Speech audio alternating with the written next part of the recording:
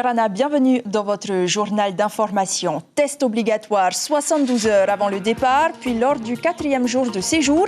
Assurance de voyage international, ce sont en substance les conditions imposées aux futurs visiteurs attendus pour la mi-juillet.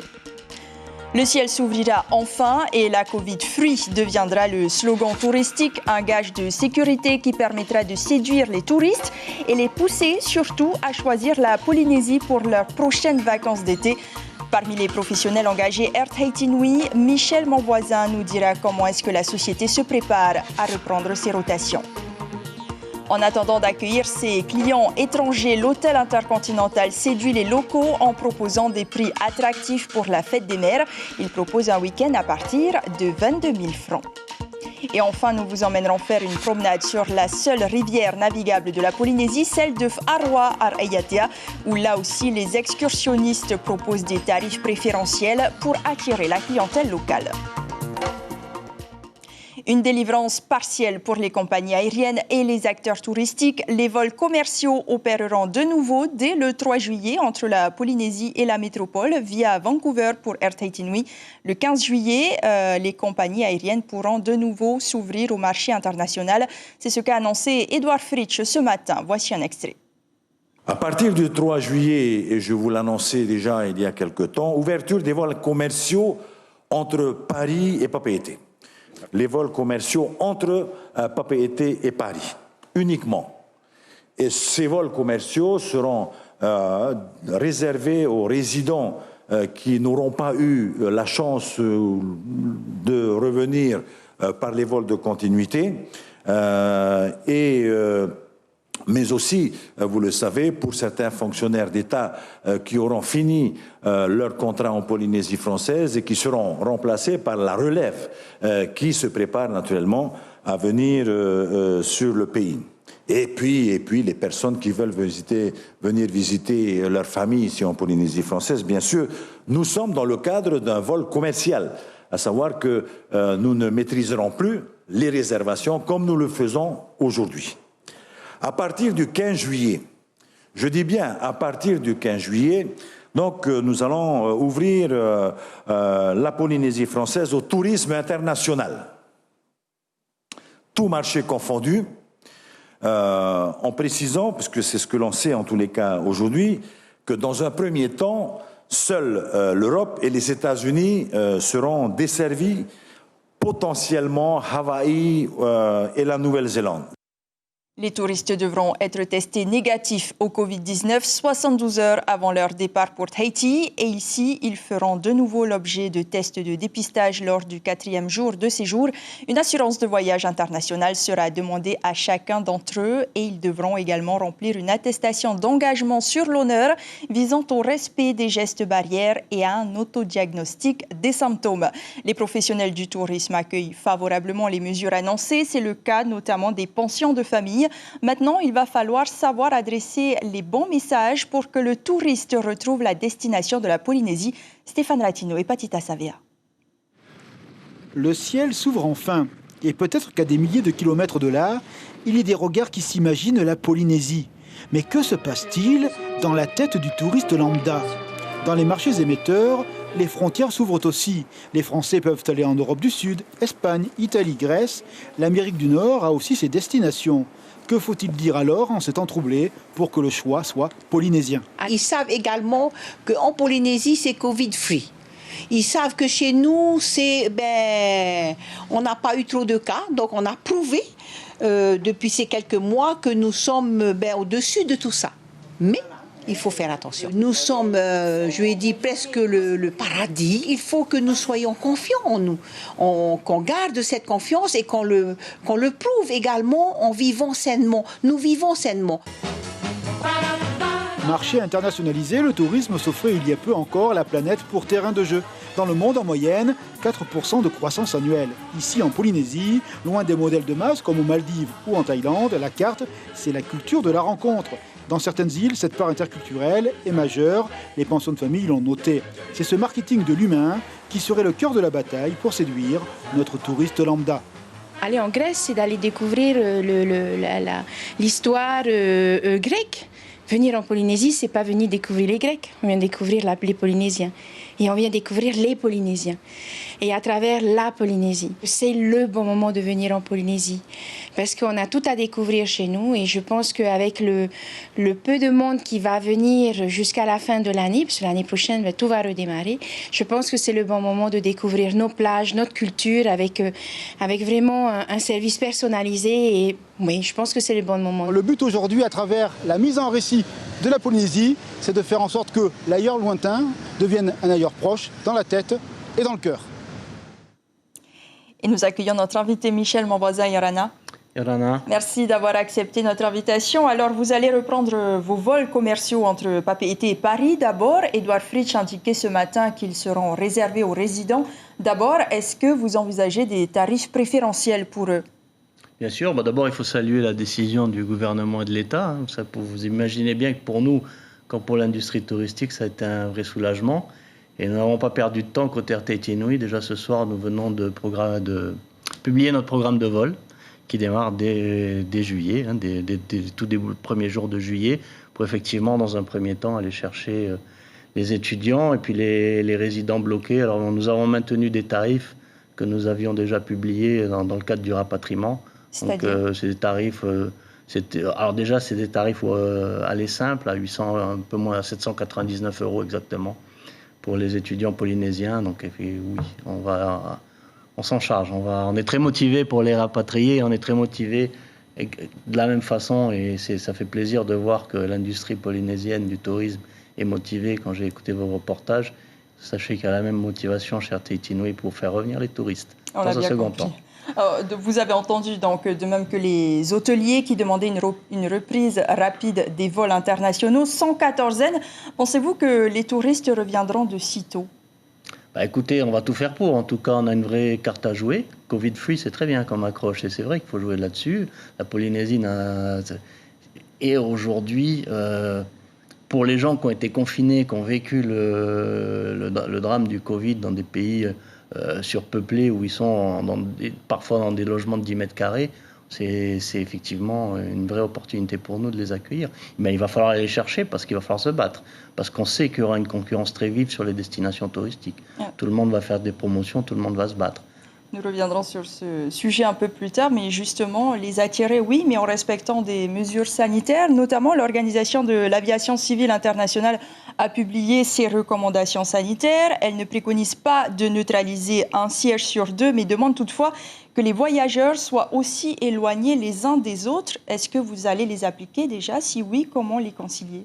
Alors bien sûr, de toute façon, ces recommandations ont été reprises dans les protocoles qui ont été annoncés par le président. Bon, on les aura un peu plus en détail, mais bon, d'une manière générale, c'est voyager avec le masque. Alors c'est la distanciation sociale avant l'embarquement, le masque à bord pour les équipages et les passagers. D'ailleurs, nous allons fournir masques, gel hydroalcoolique, les avions seront désinfectés après chaque vol. Bien sûr, tout cela va être mis en place et respecté. Vous allez les donner aux passagers, les masques et les gels hydroalcooliques? On les fournira à bord. On a prévu des petits pochons pour remettre à bord, pour éviter effectivement celui qui l'a oublié. Ou bon, on va demander aux passagers de venir avec, mais quand même, nous, on a prévu de pouvoir leur fournir, bien sûr. Pour faire face à vos difficultés financières, justement, vous avez sollicité l'aide de l'État. Est-ce que, comme le pays, aujourd'hui, vous faites face à un mutisme?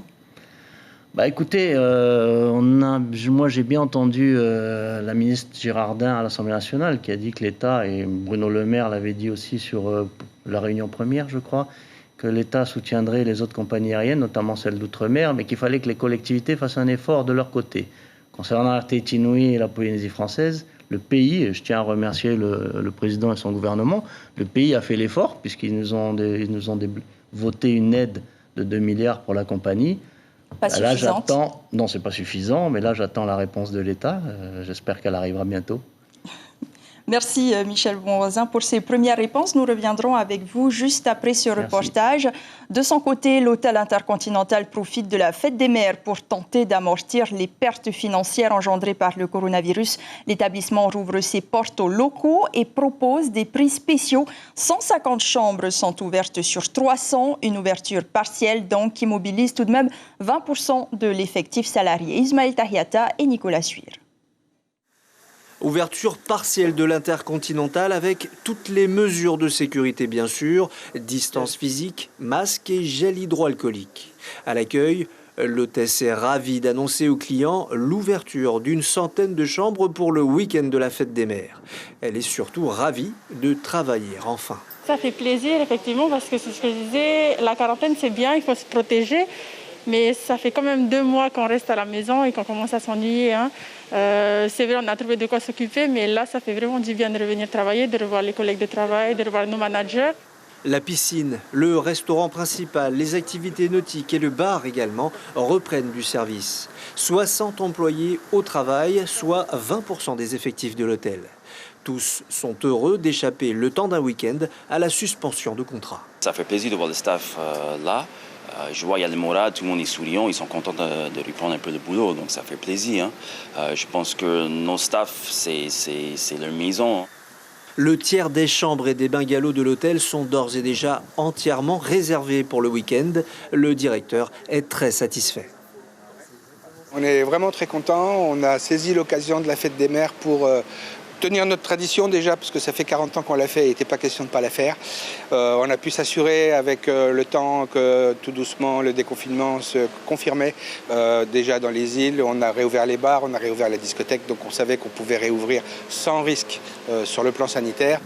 Sans remplacer les touristes des États-Unis et d'Europe, les locaux offrent pour l'occasion une meilleure opération commerciale que le salon du tourisme. Les premiers sont arrivés dès le matin. On est là pour la journée. Là, on a juste pris la journée passe piscine. Ah, pas de chambre? Non, pas de chambre.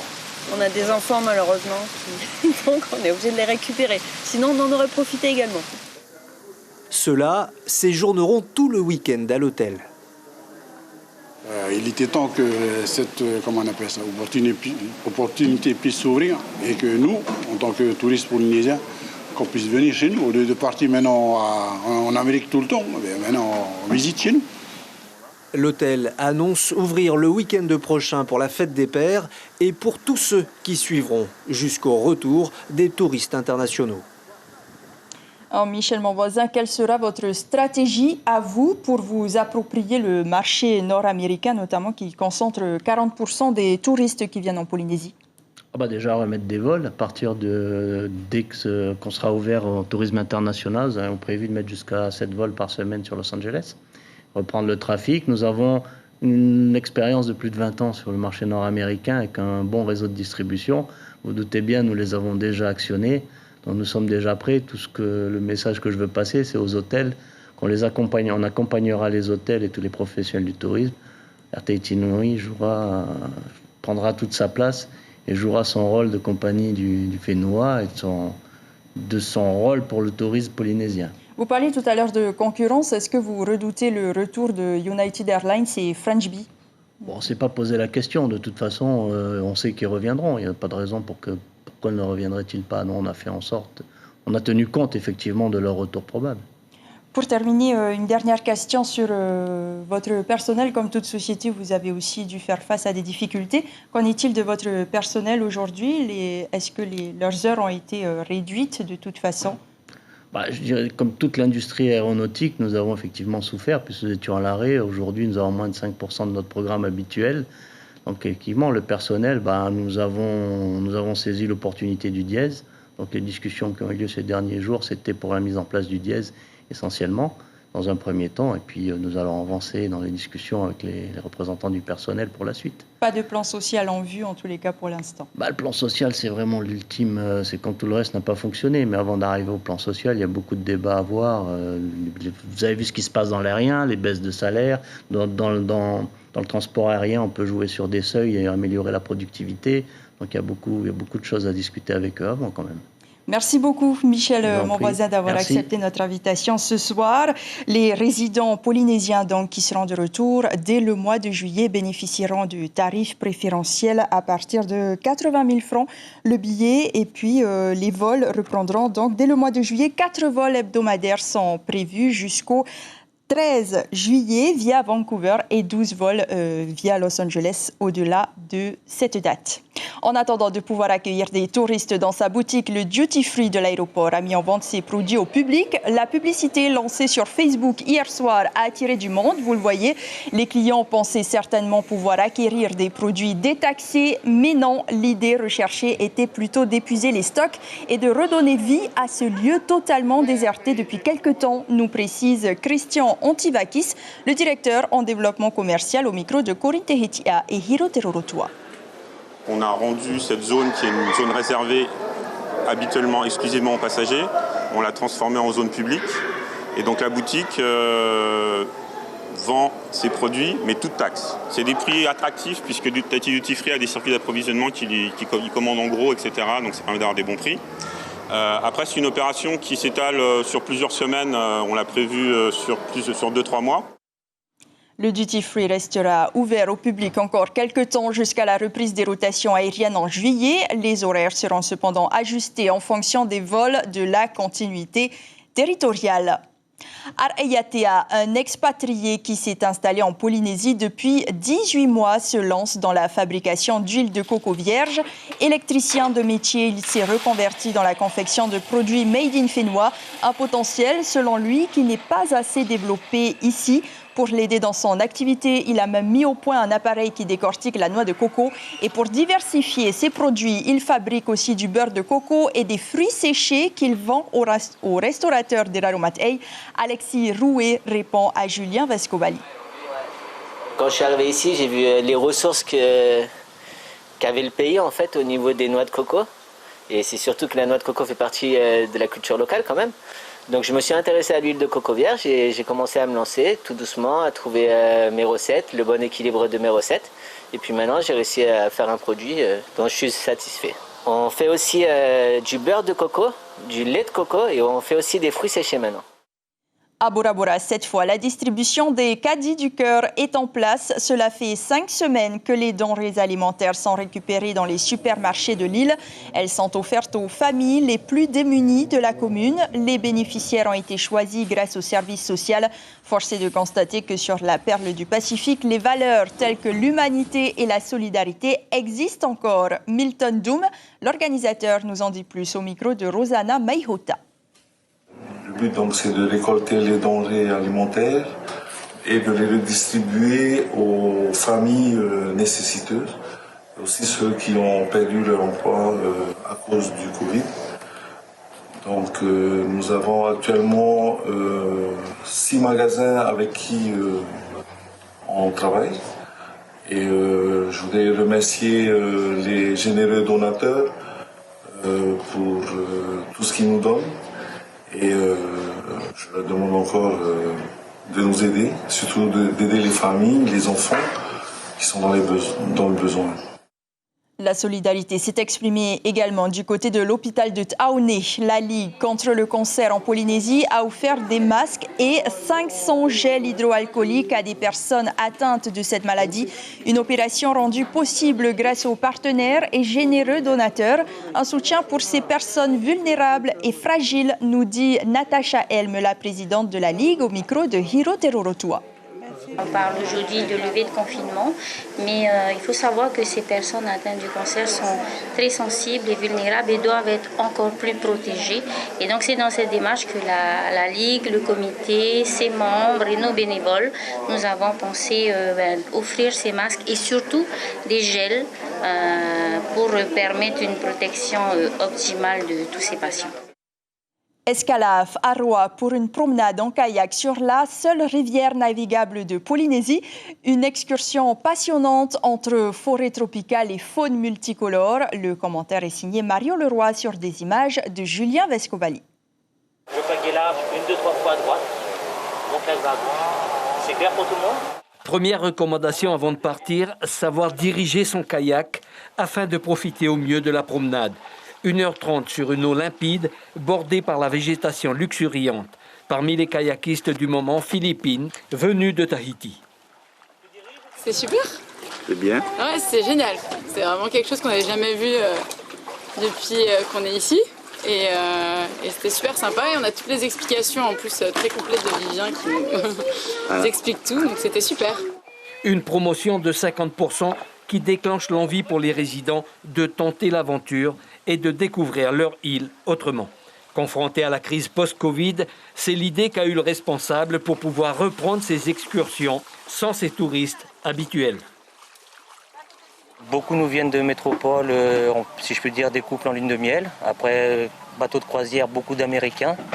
Et depuis 10 ans, c'est vrai qu'on n'a jamais connu un tel creux. Normalement, la saison touristique aurait débuté début avril.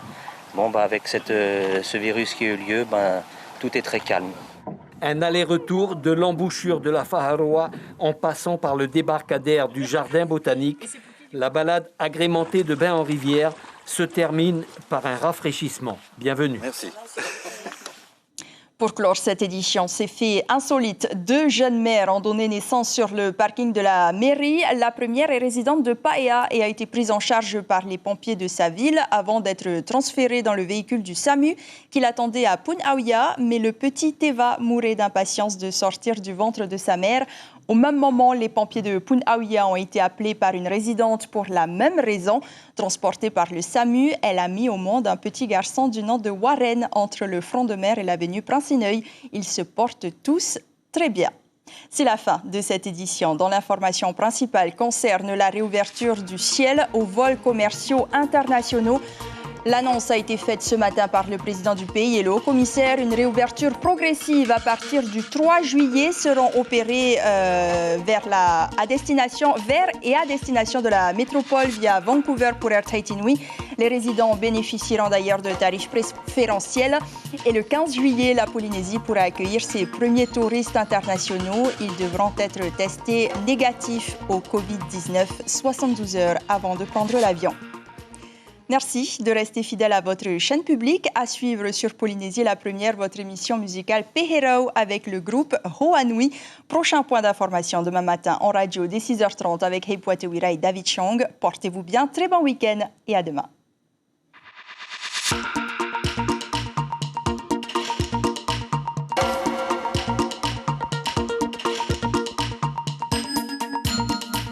Retrouvez notre journal en replay sur notre site internet. Retrouvez ce programme en replay sur notre site internet.